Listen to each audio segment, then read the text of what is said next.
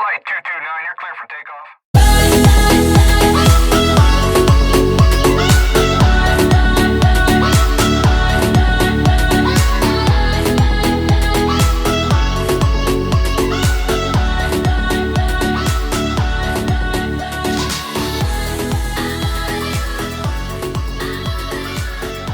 Hey folks, Maverick Watch Reviews back here with another review for you. I've got another interesting micro brand to review for you today. Today we have the Aragon Divemaster Evo 200 meter automatic diver, model number A264YEL. And first I want to thank the good folks over at Aragon for sending me this review unit. I really appreciate it. They've got a lot of interesting designs over there and some pretty decent prices. So make sure you check out Aragon's website and pick yourself up a watch if you like it. But first, I would like to invite you to become a patron of mine on Patreon. This will allow me to buy a better camera, better editing software, and give you a new watch review at least a couple times a week.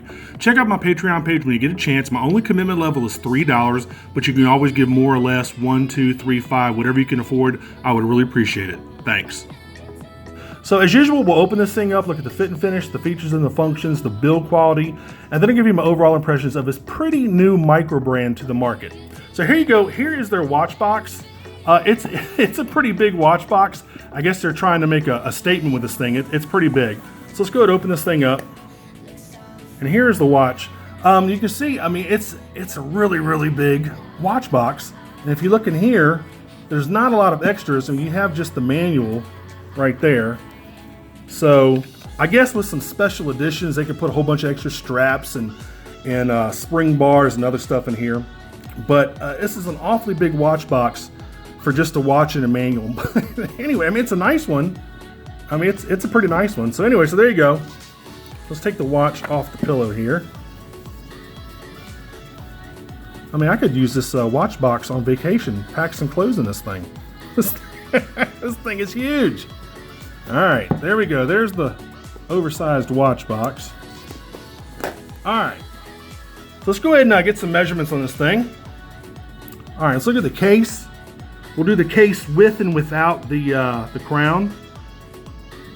Okay, so you're looking at 44.5 without, and looking at 49.2. Let's just go ahead and say 50 with. It is 16.7. Let's go ahead and say 17 millimeters thick. Let's do lug to lug. This is a big watch, man. Lug to lug is 50. And let's do the bracelet. Bracelet is 22.5. There you go. All right, so I like the look of this thing. I really do. So let's go ahead and talk about the rest of the specs here over on the left-hand side of the screen. You're looking at 200 meters water resistant, which of course is 660 feet. It does have a screw down crown over here. It looks like at 4 o'clock. It has a K1 mineral crystal. You're not going to get a sapphire, unfortunately. It has a Seiko NH35 movement, and you're looking at about a 40-hour power reserve. And it does also have a signed crown, by the way. And that's really pretty much the basic features of the watch. If you look at it, I mean, it's a handsome-looking watch. I really do like the design of it. I like the fact that on the bezel, this is also luminous, and I'll show you that here in just a minute. You know, a pretty simple design. You've got some applied indexes that are kind of inset into the chapter ring. I don't know if you can see that. It really gives the watch a nice bit of depth to it. Some nice loom-filled hour and minute hands there. You have a red accented lollipop second hand. You've got a date function with it look like a little red outline over here at 4 o'clock. And that's really about it for the face of the watch. Really bright popping yellow color. I like that. And that's probably why they're sold out of this particular model on their website. It's just a fantastic looking watch. There are a couple things about it that bug me, and we'll talk about that later. But for the most part, I really do actually like this watch. I'm really kind of surprised. Let's look at the bracelet. The bracelet is like an aircraft carrier chain. This thing is huge. Nice bracelet though. You've got a signed buckle there. You've got some micro adjustments. It's a fold over locking clasp. This actually came a little too big, so I had to take out a link. Really, really beefy, thick bracelet. You can see how thick it is. Let's go look at the case back while we're here. Nice see-through case back. There you go. You can see the Seiko movement side. Of course, your standard laser etching around the edges, you know, tell you what type of movement, the water resistance, and all that other stuff. It's nice. It would have been nice if they maybe decorated that rotor, maybe made the rotor yellow too. That would have been kind of cool. These movements aren't extremely intricate and pretty. They're not very decorated. They're really workhorse movements, but maybe making the rotor yellow might have been kind of cool. Or maybe a yellow and a blue or something like that, just to kind of make the rotor pop a little bit. What else? It's got plenty of loom on it. Really, and I'll show you again, I'll show you later. It's got tons of loom. I like this crown. Not only is it screw down, it's got a great crown pop to it. Really nice crown pop.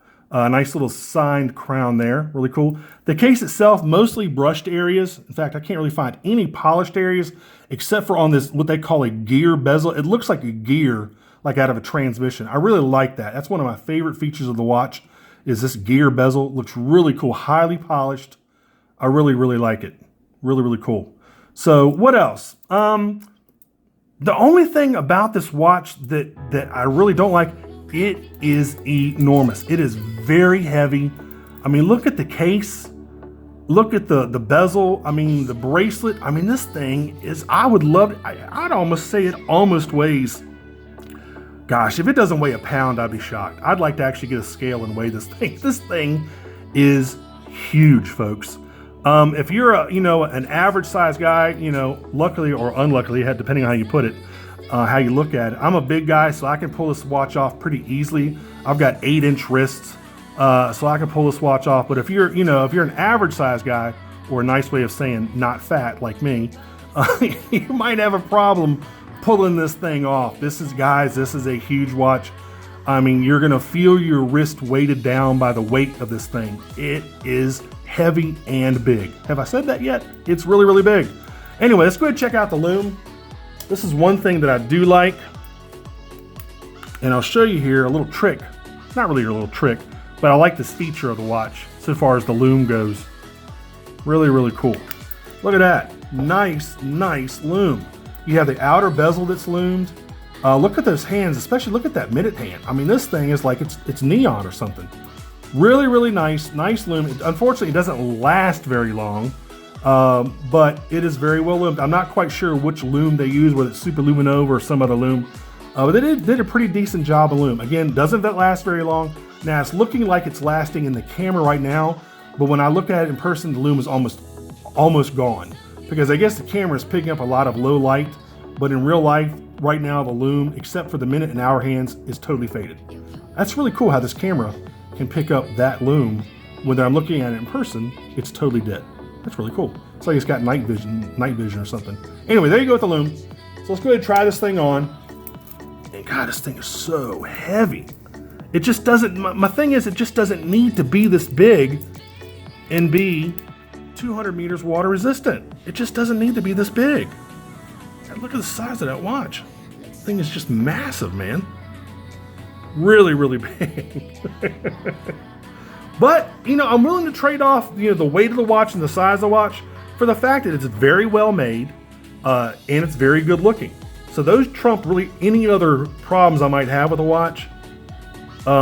Besides the fact that it's big, that's really about it, man. Again, very well made, very solidly built. I don't feel like it's cheap and it's going to break in a month or anything like that. It's got a quality movement inside. Obviously, a very sturdy, heavy, thick case, huge, thick bracelet, but it's very well built. I have to give it to Aragon. They did a great job on the manufacture of this watch. Maybe next time, make something that's not quite so big. I know that's the fad right now, to make these oversized watches, but I'm not an oversized watch fan. I think they look a little silly. This is really on the verge for me personally, for being too big. This is probably the biggest watch. Well, it is the biggest watch that I currently own, and this is probably the biggest watch I would ever get. So if you get any bigger than this, you get into like the Invicta range, and everybody knows how much I don't like Invicta watches. Not necessarily for their size, because a lot of them are really gaudy and huge, but their designs are absolutely hideous. So this is getting dangerously close to an Invicta size, much better looking and probably much better built watch than Invicta. But it's for me, again, it's just a little too big.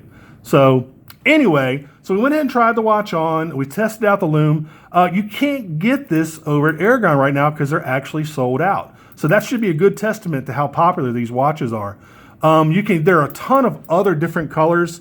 And I think, let me actually go on Aragon's site and let's see what the other colors are going for. Now they come in two sizes. They come in a 45 millimeter, which is sold out, and they also come in a 50 millimeter. I couldn't imagine what the 50 millimeter size would look like with the crown. So it'd be like 55 millimeters. I mean, it'd be huge.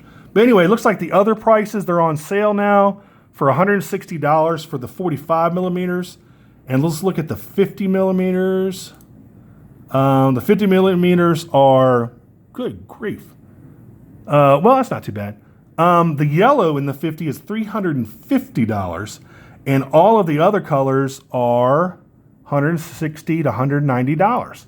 And there are multiple, we're talking about purple, red, black, blue, orange, green, mother of pearl, black IP coated, white, black IP coated with white face, black IP coated with black face, black IP coated with blue face. I mean, so there are a ton of different options, and I guess it really just depends on how popular that particular watch is. So if you wanted this in the yellow 45 millimeter, unfortunately, you're just out of luck, man. And I guess until they have some more in stock. But again, they have some other ones in the 45 millimeter.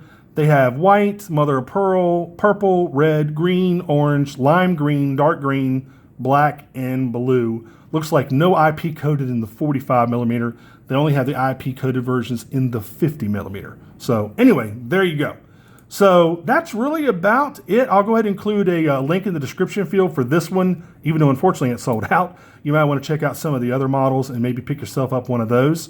And if you like this video, please click on like. If you want to subscribe to my channel, I would definitely appreciate that. Like I said in my last review, I've got a lot of interesting stuff coming up. I've got like 7 or 8 watches in the pipeline to review, so I'm really, really busy. Some stuff that hasn't even been released yet, some stuff that might not even be released in the US. You might have to go to an overseas site to get it. So I've got a lot of really, really, really cool stuff coming up, so make sure you stay tuned. And guys, and maybe the 2 or 3 girls that are watching this, I really appreciate you checking out my channel. Until the next review, I will see you later. Take care. Bye-bye.